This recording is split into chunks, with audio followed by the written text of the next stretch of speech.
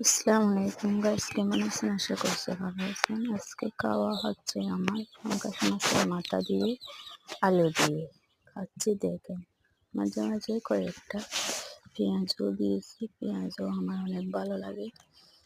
মাছ মাংসের ভিতরে যদি পেঁয়াজ দিয়ে রান্না করো, অবশ্যই আমার হাজব্যান্ডের আমার ভালো লাগে। আমরা সবসময় খাই এভাবে। দেখেন, আলু। যাই হোক, আমার খাওয়ার ভিডিওগুলো আপনারা বেশি বেশি সাপোর্ট করবেন, লাইক ফলো কমেন্ট শেয়ার দিয়ে আমার পাশে থাকবেন।